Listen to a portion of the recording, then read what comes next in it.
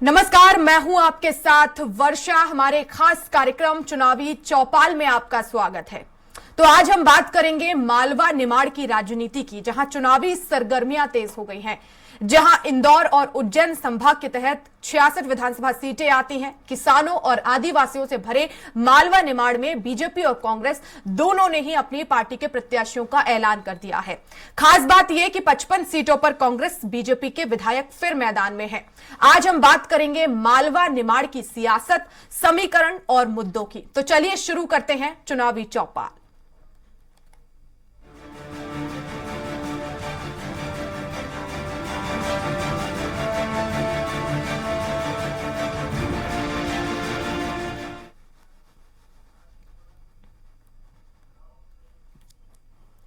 तो चुनावी चौपाल में बात मालवा निमाड़ की, और यहां का मिजाज क्या है, मतदाता के मन में क्या चल रहा है, ये हम जानने की कोशिश करेंगे। हमारे साथ स्टेट एडिटर अजय त्रिपाठी जी जुड़ गए हैं, साथ ही साथ क्षेत्र से हमारे साथ संवाददाता भी जुड़ेंगे। वहां से हम जमीनी हकीकत और वहां का सियासी समीकरण समझने की कोशिश करेंगे। सबसे पहले अजय जी, आप ही से जानना चाहेंगे, मालवा निमाड़ जो सत्ता में जाने के लिए काफी महत्वपूर्ण हो जाता है, आखिर यहां क्या कुछ समीकरण है चुनावी चौपाल में, हमारे दर्शकों को विस्तार से बताएं। देखिए बढ़ता, निश्चित रूप से मध्य प्रदेश की सियासत में अगर सरकार बननी है तो मालवा और निमाड़ अंचल जो है वो बड़ी भूमिका निभाता है। एक तो बड़ा, सबसे अधिक सीटें, जबकि विंध्य में, आपका महाकौशल में, चंबल में, मध्य भारत में 30-35 सीटें, लेकिन मालवा में जस्ट डबल सीटें हैं और 66 सीटें हैं। और ये इलाका एक तरफ राजस्थान का बॉर्डर पर लगता है, दूसरी तरफ गुजरात के बॉर्डर से लगता है। बिल्कुल झाबुआ अलीराजपुर का इलाका जो है गुजरात बॉर्डर पर जाके खत्म होता है, और इधर आप जहाँ नीमच रतलाम का इलाका जो है जाके राजस्थान के बॉर्डर पर खत्म होता है। तो स्वाभाविक रूप से वहाँ की तमाम पॉलिटिक्स का, वहाँ की समाज का, संस्कृति का असर इस पर पड़ता है। और आप देखिए कि जब भी जनसंघ का काफ़ी दबदबा मालवा क्षेत्र में रहा है, और चूंकि निमाड़ में आदिवासी अंचल वोट बैंक बहुत है, चाहे अलीराजपुर का हो, चाहे कि वो तमाम सीटें अलीराजपुर का जिला है, उसके बाद जो झाबुआ जिला है, 2 जिले हैं, फिर उसके बाद बड़वानी जिला है, ये आदिवासी बाहुल्य जिले वहाँ बन गए हैं। तो वहाँ पर जो सीटें वो कांग्रेस का दबदबा रहा हो, लेकिन मालवा का जो दबदबा है वो बिल्कुल कांग्रेस का हमेशा जनसंघ का साथ देता रहा। और इसीलिए भारतीय जनता पार्टी जब भी सत्ता में आई तो मालवा और निमाड़ की भूमिका के दम पर सत्ता में आई। आज भी भारतीय जनता पार्टी के पास, अगर पिछली बार देखिए, अगर हम 2018 की बात करें, 2013 की बात करें, सबसे पहले 2013 में भारतीय जनता पार्टी ने 56 सीटें इस इलाके में जीती थी, और शिवराज सिंह चौहान तमाम मिथकों को तोड़ते हुए तीसरी बार चीफ मिनिस्टर बन गए थे, बीजेपी की सरकार बन गई थी। 2018 में थोड़ा सा सिनेरियो बदला, थोड़ा सा बदला, और कांग्रेस ने वहाँ पर 35 सीटें जीत ली, और 35 सीटें जीतने के कारण मध्य प्रदेश में सत्ता परिवर्तन हो गया और कांग्रेस की सरकार बन गई, कमलनाथ मुख्यमंत्री बन गए। लेकिन जब सत्ता परिवर्तन हुआ 2020 में, सरकार पलट गई, और उसके बाद जब सिंधिया के साथ तमाम लोग बीजेपी आ गए और वहाँ पर एक नया बाई इलेक्शन हुए, तो बाई इलेक्शन के बाद फिर समीकरण बदला, और समीकरण बदलने के बाद बीजेपी की 34 सीटें हो गई और कांग्रेस की 29 सीटें रह गई। और इस स्थिति में एक बार फिर बीजेपी सरकार में आ गई। जिसकी सीटें अधिक होती हैं वो सरकार में रहती है, ये साफ दिखाई पड़ रहा है। इस बार भी जो तमाम सत्ता के समीकरण मुझे दिखाई पड़ रहे हैं, उसमें ये साफ दिख रहा है कि भारतीय जनता पार्टी और कांग्रेस के बीच सीधी टक्कर जो दिखाई पड़ रही है, उसमें जय आदिवासी संगठन जो है कई जगह बड़ी भूमिका निभा सकता है। आम आदमी पार्टी भी काफ़ी आगे बढ़ रही है। और ऐसी स्थिति में इस पूरे इलाके की, मालवा निमाड़ अंचल की जो सियासत है वो स्वाभाविक रूप से इस बार ज़्यादा कंसंट्रेट होगी, ज़्यादा लोगों का केंद्र का बिंदु होगी, क्योंकि कैलाश विजयवर्गीय जैसा दिग्गज नेता एक बार फिर चुनाव मैदान में है। कांग्रेस की तरफ से चले सज्जन सिंह वर्मा चुनाव मैदान में है। बीजेपी छोड़ करके कांग्रेस में आए दीपक जोशी जी को मैदान में उतारा गया है। तमाम बड़े बड़े दिग्गज इस बार चुनाव मैदान में इस इलाके से है। तो निश्चित रूप से पूरे मध्य प्रदेश की नज़र मालवा निमाड़ अंचल पर होगी वर्षा, और यही यहाँ की हार जीत मध्य प्रदेश में सत्ता का एक नया समीकरण तैयार करेगी। सरकार किसकी बनेगी, ये मालवा निमाड़ की जीत के बाद ही तय हो पाएगा। जी बिल्कुल अजय जी, हमारे साथ संवाददाता भी जुड़ गए हैं। इंदौर से विकास सिंह सोलंकी और अमित निगम रतलाम से हमारे साथ लाइव जुड़ गए हैं। अगर आपके भी सवाल होंगे तो वो भी हम कंटिन्यू लेंगे। विकास, फिलहाल मालवा निमाड़ की बात आज चुनावी चौपाल में हो रही है, किस तरह के समीकरण, क्या माहौल अभी नजर आ रहा है? देखिए, मध्य प्रदेश की सत्ता की चाबी की जो चाबी है वो कहीं ना कहीं मालवा निमाड़ से होकर गुजरती है। अगर हम पिछले चुनाव देखें तो पिछले चुनाव में भी मालवा निमाड़ का काफी अहम योगदान रहा था। चाहे कांग्रेस की सरकार बनी हो तो मालवा निमाड़ में सबसे ज्यादा सीटें जीती थी, इसके कारण कांग्रेस की बनी थी। उसके पहले की बात की जाए तो बीजेपी ने भी मालवा निमाड़ में ज्यादा सीटें हासिल की, उसके बाद ही सरकार बनी है। यही कारण है कि कांग्रेस हो या बीजेपी, दोनों ही दलों के नेता जो है मालवा निमाड़ पर काफी ध्यान रख रहे हैं। अगर बात की जाए तो इंदौर से जो है बीजेपी ने बीजेपी के राष्ट्रीय महासचिव कैलाश विजयवर्गीय को विधानसभा 1 से चुनाव मैदान में उतारा है। वही मालवा निमाड़ की जो है पूरी कमान भी जो है विजयवर्गीय के पास में है। वही कांग्रेस की बात की जाए तो कांग्रेस ने मध्य प्रदेश में चुनाव का संगनाद करने के पहले जो है उनकी महासचिव प्रियंका वाड्रा, प्रियंका गांधी जो है धार के अंदर जो है आम सभा की गई थी। तो काफी अहम जो है मालवा निमाड़ की सीटें है। मालवा निमाड़ पर दोनों ही पार्टियों की नजर जो है लगातार बनी हुई है। दोनों ही पार्टियों ने अपने प्रत्याशी जो है घोषित कर दिए हैं और लगातार जो है जनसंपर्क जो है प्रत्याशियों का किया जा रहा है। सबसे बड़ी बात मालवा निमाड़ की बात करें तो मालवा निमाड़ में आदिवासी वोट बैंक जो है वह कहीं ना कहीं काफी प्रभाव करते हैं। अगर बात की जाए तो धार, अलीराजपुर, झाबुआ जो ये जिले हैं जो आदिवासी बेल्ट के जिले हैं, वहां पर जो है आदिवासी जो वोटर है वह कहीं ना कहीं अपनी अहम भूमिका निभाते हैं। यही कारण है कि जयस जो संगठन है वह भी जो है इस बार चुनाव मैदान में उतरा हुआ है और एक घमासान जो है मालवा निमाड़ के अंदर देखने को मिल रहा है। शिवराज सिंह चौहान सीएम हो चाहे कांग्रेस के कमलनाथ तो लगातार मालवा निमाड़ के दौरे जो है करते हुए नजर आ रहे हैं। तो मालवा निमाड़ में ज्यादा से ज्यादा सीटें जीतने की कवायद जो है लगातार की जा रही है। यही कारण है कि आदिवासियों को लेकर जो है लगातार बयानबाजी की जा रही है, वहीं किसानों को लेकर जो है बयानबाजी की जा रही है। तो लगातार दोनों ही पार्टी के नजर जो है मालवा निमाड़ पर है और आगामी दिनों में मालवा निमाड़ से जो है स्टार प्रचारक जो है भारतीय जनता पार्टी के, चाहे वो प्रधानमंत्री नरेंद्र मोदी हो, गृह मंत्री अमित शाह हो और तमाम जो है बीजेपी के दिग्गज नेताओं की नजर भी जो है मालवा निमाड़ की सीटों पर रहेगी। विकास महत्वपूर्ण मुद्दा इसमें ये आ रहा है कि जो इस बार निश्चित रूप से मैं आपकी बात से सहमत हूं कि सत्ता की चाबी मालवा से निकलती, निमाड़ से निकलती है। लेकिन इस बार जिस तरह का दोनों ही पार्टियों में, कांग्रेस और भाजपा में, दोनों में जिस तरह का घमासान मचा है, आप किसी भी चले जाइए, कांग्रेस में देखिए प्रेमचंद गुड्डू की नाराजगी साफ दिखाई पड़ती है, लगातार विरोध चल रहा है। अर्चना चिटनिस के खिलाफ हर्षवर्धन सिंह ने ऐलान कर दिया है, जो नंदू भैया के बेटे हैं, कि मैं चुनाव लड़ूंगा।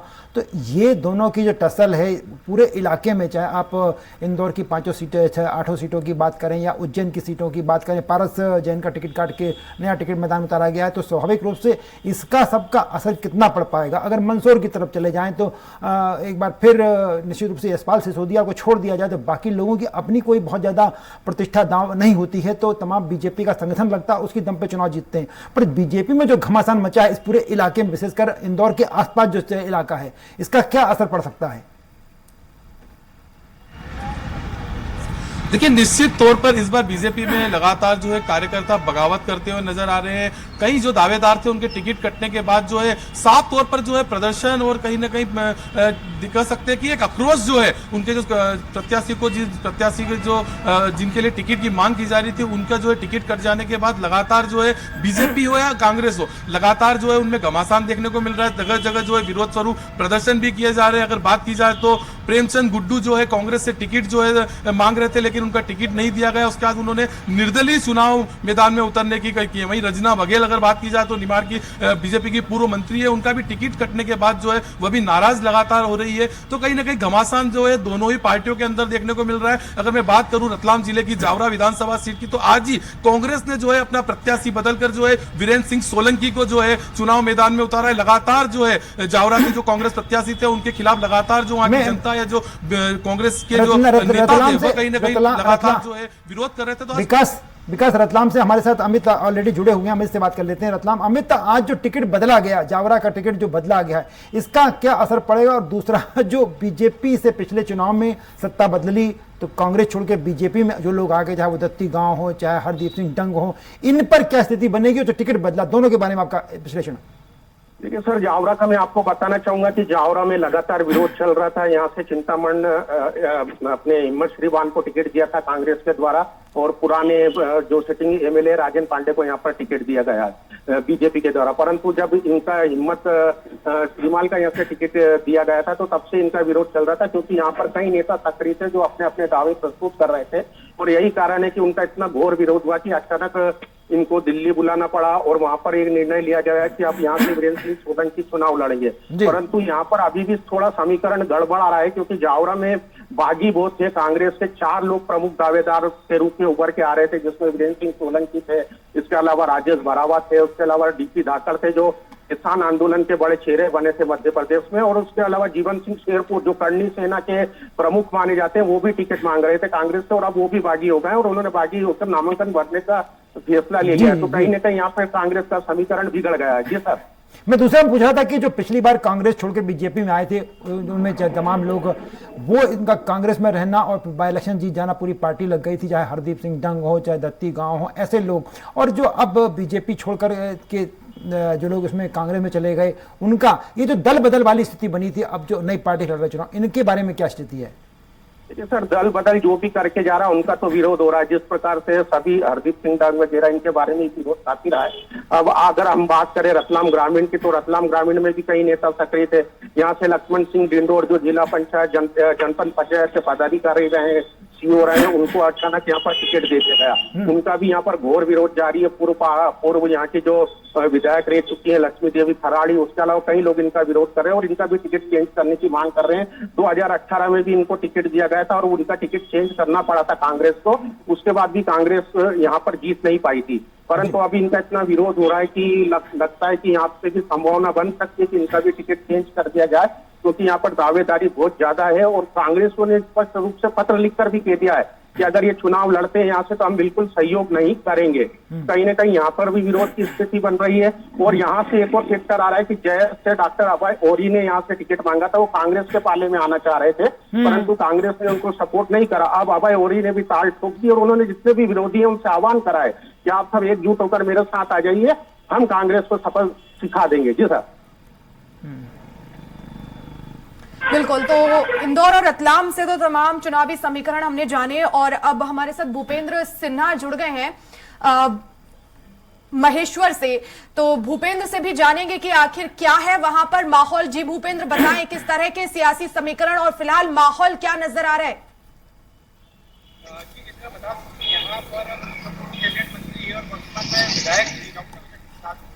वो यहाँ पर चुनावी मैदान में उनके सामने पिछली बार जब निर्दलीय खड़े होकर राजकुमार में, वो इस बार चुनाव में आमने सामने बीजेपी की तरफ से प्रत्याशी बनाए गए।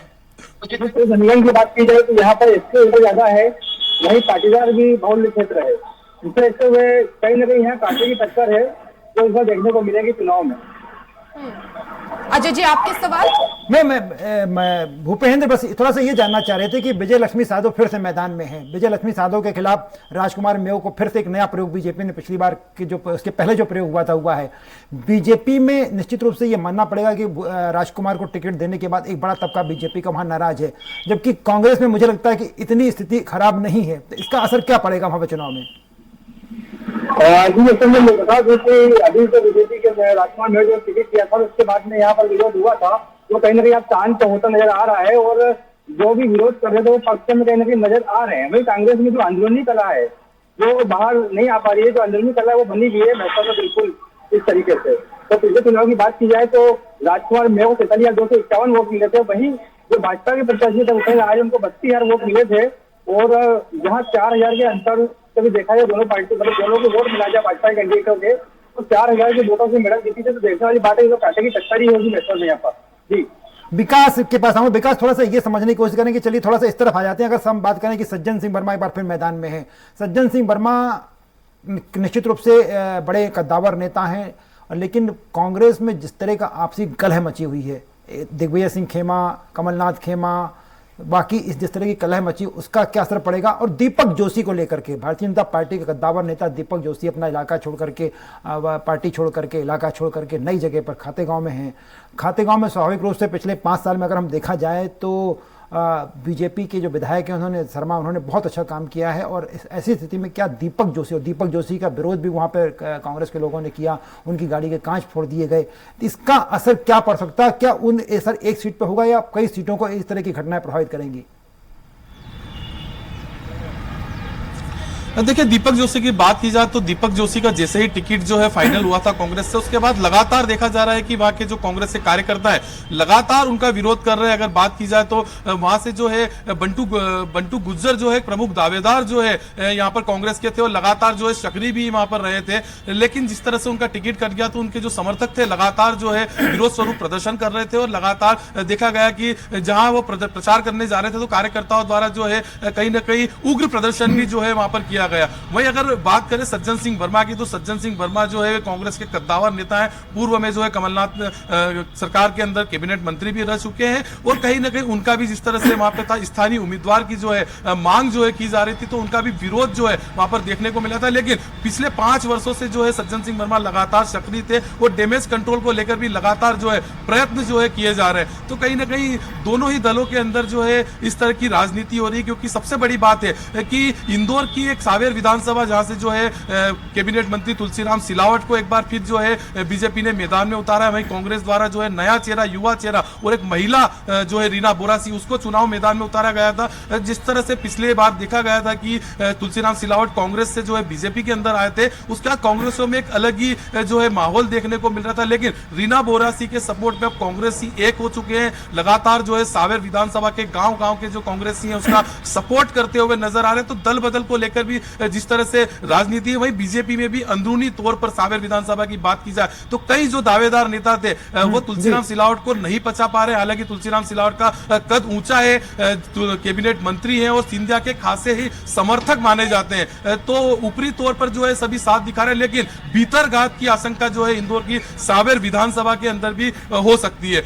एक और सवाल विकास है कि जो यंग चेहरे इस बार युवा चेहरे जो हैं, पिछली बार का दोनों विधायक हैं, चाहे कुणाल चौधरी की बात करें या विपिन वानखेड़े की बात करें, इनको लेकर के इस बार क्या स्थिति है? सचिन यादव की बात करें, ये थोड़ा यंग चेहरे हैं। अगर जो क्या कहते हैं एंटी कन्वेंसी होती है उसके मुद्दे को लेकर के या विरोध के मुद्दे को लेकर कई बार युवा चेहरों को लेकर कम विरोध होता है, इनकी क्या स्थिति बन रही है?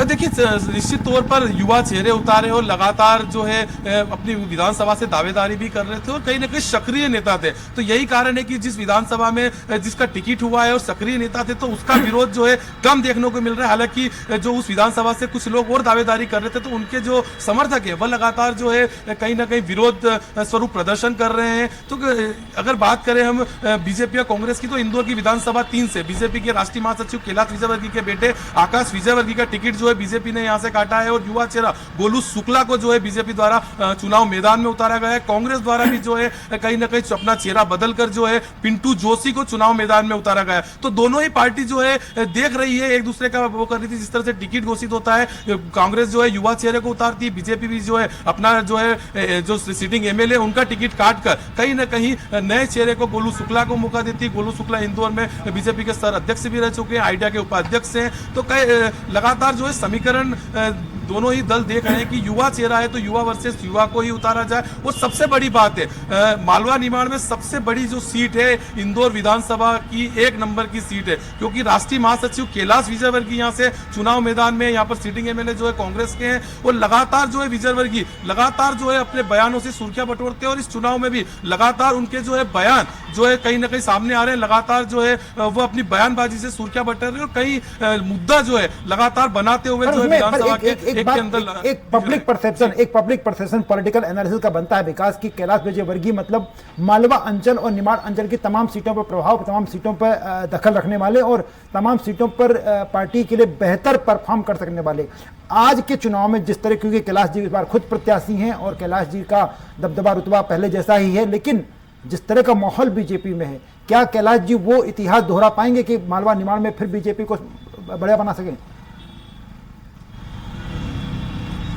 देखिए, कैलाश विजयवर्गीय के लिए कहीं ना कहीं ये जो चुनाव है ये मान सम्मान का चुनाव भी है, क्योंकि वह कई वर्षों के बाद 15 वर्षों के बाद एक बार फिर चुनाव मैदान में उतरे हैं और मालवा निमाड़ की जो है जवाबदारी भी उनके ऊपर है। तो ऐसे में डबल जवाबदारी जो है विजयवर्गीय के पास में है लगातार। और विधानसभा 1 अगर बात की जाए तो विधानसभा 1 से संजय शुक्ला जो है सीटिंग एमएलए है यहाँ पर, वो लगातार 5 वर्षों में जो उन्होंने वादे किए थे, अगर जिस तरह से कैलाश विजयवर्गीय की रणनीति रहती है धार्मिक अनुष्ठान की बात की जाए या तीर्थ स्थानों पर ले जाने की जो है मतदाताओं को बात की जाए, तो दोनों ही जो है कैलाश विजयवर्गीय और संजय शुक्ला दोनों ही बराबर के इस मामले में दिख रहे हैं, क्योंकि संजय शुक्ला ने पिछले 5 वर्षों में अयोध्या से लेकर कई तीर्थ स्थानों पर जो है यहाँ की महिलाओं को पहुंचाया है, बुजुर्गों को पहुंचाया है। धार्मिक अनुष्ठान की बात की जाए तो लगातार विधानसभा 1 के अंदर जो है धार्मिक अनुष्ठान किए गए थे। जैसे ही महापौर चुनाव में जो है विधानसभा 1 से उन्हें महापौर का चुनाव भी लड़े थे और विधानसभा 1 से ही जो है उनको हार का सामना करना पड़ा था। उसके बाद से ही 2 वर्ष पहले से या 1.5 वर्ष पहले से ही वो लगातार सक्रिय हो गए थे और चुनाव जो जनसंपर्क उन्होंने 1.5 वर्ष पहले ही चालू कर दिया था। विकास, समय की कमी है यहाँ पर और हमें तमाम क्षेत्रों में भी जाना है। शाहजहांपुर से भी हमारे साथ ओम प्रकाश प्रजापति जुड़ गए हैं। अजय जी, क्या सवाल है? समय कम है तो ऐसे में हम चाहेंगे कि ओम प्रकाश बड़ा सीधा सा सवाल। हुकुम सिंह कराड़ा एक बार फिर मैदान में। हुकुम सिंह कराड़ा को लेकर के आप अगर क्योंकि अरुण भीमावत भी कोई छोटे नेता नहीं है। इंदर सिंह परमार की अगर बात करें तो रामवीर सिंह के खिलाफ सुजालपुर में वो हैं, कालापीपल में कुणाल चौधरी हैं। एक बड़ा समीकरण आपके पर माना जा सकता है कि कांग्रेस का दबदबा पिछले चुनाव में उस इलाके में रहा है। इस बार क्या स्थिति बन रही है आपके इलाके में? कि शाहजहांपुर विधानसभा से हुकुम सिंह कराड़ा कांग्रेस के कद्दावर नेता माने जाते हैं और लगातार पिछले 7 सालों से चुनाव लड़ते आ रहे हैं। और अरुण भीमावत को भी तीसरी बार भाजपा ने मौका दिया है। वो भी एक बार 2013 में हुकुम सिंह कराड़ा को पटकनी दे चुके हैं और इस बार फिर उनको मैदान में उतारा है। और इसके बाद सुजालपुर से बात की जाए तो इंदर सिंह परमार प्रदेश सरकार के राज्य मंत्री और स्कूल शिक्षा मंत्री रहे हैं। वो भी उनके सामने कांग्रेस ने रामवीर सिकरवार को पिछली बार की तरह ही इस बार भी मैदान में उतारा है। नहीं, बिल्कुल मुझे लग रहा है बरसा मुझे लग रहा है कि जो शाहजहांपुर का इलाका विशेषकर जैसे वो हुकुम सिंह कराड़ा की बात कर रहे थे या विकास हम और विकास जब बात कर रहे थे कि वो चेहरे जो यंग जनरेशन यंग चेहरे जिनके पास दबाव थोड़ा सा ना उन्हें पॉलिटिकल दखलंदाजी बहुत हो। जैसे आप बात करें तुलसी सिलावट की बात की जा रही थी, हुकुम सिंह कराड़ा की बात की जा रही थी, सज्जन सिंह वर्मा साहब की बात की जा रही थी, या भारतीय जनता पार्टी में राजेंद्र पटेल हो, राजेंद्र पांडे हो, अर्चना चिटनीस हो, जो पुराने नेता हैं उन नेताओं के अपना दबदबा जरूर है, लेकिन उनके खिलाफ जनता का आक्रोश, पार्टी के कार्यकर्ताओं का आक्रोश लगातार सत्ता में या विधायक बने रहने के उनका जो व्यवहार में बदलाव आता है, मंत्री बन जाने के बाद बड़े नेता बन जाने, उसका असर साफ दिखाई पड़ता है। लेकिन जो यंग जनरेशन है, चाहे वो कुणाल चौधरी हो, चाहे अरुण भीमावत हो, चाहे आपका विपिन बानखेड़े हो, इन लोगों के खिलाफ उतना एंटी इनकमेंसी का माहौल नहीं बन पाता। और ये दोनों ही पार्टियों के लिए शायद फायदे का काफी सौदा होगा, क्योंकि यंग चेहरे जहां पर मैदान में है वो वहां पर उस पार्टी को, जिस पार्टी से भी उसको मेरे ख्याल से फायदा पहुंचाएगी। बिल्कुल अजय जी, लेकिन एक सीट जहां पर अभी बात करना बाकी है, महू काफी हाई प्रोफाइल सीट है और यहां पर उषा ठाकुर काफी ज्यादा विरोध उनका भी देखा गया। इस पर मैं चाहूंगी कि एक कमेंट आपका। नहीं, मुझे लग रहा है कि निश्चित रूप से देखिए हाई प्रोफाइल सीट इसलिए हो जाती है कि वो कैलाश विजयवर्गीय, लेकिन अंतर सिंह दरबार का जिस तरह से वहां पर विरोध है, अंतर सिंह दरबार जिस तरह आक्रामक है कांग्रेस के खिलाफ, वो सीट मूलतः अंतर सिंह दरबार की सीट है ना, कांग्रेस की सीट है, बीजेपी की सीट है। तो अंतर सिंह, मुझे लगता है विकास भी इस मेरे से सहमत होंगे अगर कहते हो कि अंतर सिंह दरबार अगर वहां पर कांग्रेस का साथ देते हैं, अगर वो नाराज रहेंगे तो कांग्रेस को मुश्किल होगी और निश्चित रूप से भारतीय जनता पार्टी अपना फायदा उठाएगी। बिल्कुल, नासिर खान भी खंडवा से जुड़ गए हैं। नासिर, खंडवा में निश्चित रूप से खंडवा तो वो इलाका है पूरा जहां पर भारतीय जनता पार्टी का दबदबा शुरू से रहा है। लेकिन नंदू भैया के जाने के बाद उनके परिवार का जिस तरह पार्टी ने एक तरीके से बाइकआउट टाइप कर दिया और हर्षवर्धन उनके जो बेटे हैं जिस तरह विरोध के स्वर में खड़े हुए, क्या बीजेपी को इसका नुकसान उस पूरे इलाके में होगा? जी बिल्कुल, कहीं ना कहीं बीजेपी को, आपको बता दूं कि सबसे पहले तो 33 वर्ष से खंडवा में बीजेपी का दबदबा रहा है, जिसके बाद 3 बार के विधायक देवेंद्र वर्मा का टिकट कटा तो कहीं ना कहीं बीजेपी के बीच एक खामे में नाराजगी पैदा हो गई और अब चुनाव में यही खामी इनको भुगतना पड़ेगी, ऐसा प्रतीत हो रहा है। जी वही मैंने आपसे कहा कि देखिए देवेंद्र का भी चुनाव की नाराजगी, हर्षवर्धन की नाराजगी, तो बीजेपी के वो चेहरे जो बीजेपी के लिए बड़ी मेहनत से काम करते थे, उन सबकी नाराजगी का असर चुनाव पर पड़ेगा। जी बिल्कुल, आपको बता दूं कि जिस समय ये टिकट फाइनल हुआ था कंचन चंद्र का, उस समय जितने नाच गाने में जितनी पब्लिक थी उससे ज्यादा उनको सांत्वना देने के लिए देवेंद्र वर्मा के ऊपर कार्यकर्ता पहुंचे थे। कई कार्यकर्ताओं ने तो उन्हें निर्दलीय चुनाव लड़ने का भी आश्वासन दिया है। वही इसी को लेकर अब देवेंद्र वर्मा ने एक पार्टी रखी है जिसमें सारे कार्यकर्ताओं को बुलाया गया है, वो पार्टी गुप्त रूप से रखी गई है। नहीं, बिल्कुल वर्षा इसमें एक महत्वपूर्ण मुद्दा ये कि हम अपने दर्शकों को बताना चाहें कि ये यंग जनरेशन वो जनरेशन जो कि अब ज्यादा कुछ नहीं सहन कर पाती, बल्कि इनके जो पिताजी हुआ करते थे, इनके जो पुरखे हुआ करते, जो बीजेपी और जनसंघ की जिन्होंने बहुत काम किया, वो तमाम झंझावत को झेल गए, चाहे देवेंद्र वर्मा के पिताजी किशोरीलाल जी हों, चाहे हर्षवर्धन के पिताजी नंदुकांत चौहान हो, दीपक जोशी के पिता कैलाश जोशी, इनका भी विरोध हुआ, इनको भी पार्टी ने बहुत नुकसान पहुंचाया, लेकिन इसके बावजूद इन लोगों ने ना तो पार्टी छोड़ी ना पार्टी के खिलाफ कभी काम किया। 2 दिन की नाराजगी फिर हो गई। लेकिन ये नई जनरेशन जो है, चाहे वो देवेंद्र वर्मा हो, चाहे दीपक जोशी हो, चाहे आप इनकी बात कर लीजिए, तमाम जितने भी नेता हैं, ये सब के सब नए चेहरे जो हैं, ये शायद इस तरह का बात बगावत और बिगुल जो होता है, वो थोड़ा सा भी उनका जो बाइकआउट होता है, थोड़ा सा भी उनका कमता नाका जाता है, तो ये नहीं झेल पाते और ये पार्टी के खिलाफ खड़े जाते हैं। ये साफ इस चुनाव में दिखाई पड़ रहा है। बिल्कुल, बहुत शुक्रिया अजय जी हमसे जुड़ने के लिए और विश्लेषण करने के लिए, और नासिर आपका भी बहुत शुक्रिया, ओम प्रकाश आपका भी बहुत शुक्रिया तमाम जानकारी के लिए। तो चुनावी चौपाल में बात मालवा निमाड़ की हुई 66 सीटें हैं, सत्ता में काबिज होने के लिए काफी महत्वपूर्ण ये सीटें हो जाती है, लेकिन इस समय दोनों ही पार्टियां अंतर कलह से जूझ रही हैं, और ऐसे में अगर इसका खामियाजा दोनों ही पार्टियों को भुगतना पड़ा तो जाहिर तौर पर यहां बड़ा नुकसान हो सकता है सत्ता में काबिज होने के लिए, या मुश्किलें दोनों पार्टियों के लिए खड़ी हो सकती हैं। नतीजे 3 दिसंबर को साफ हो जाएंगे, देखना होगा कि क्या प्रदर्शन यहां पर दोनों ही पार्टियों का रहा है। फिलहाल चुनावी चौपाल में इतना ही। नमस्कार।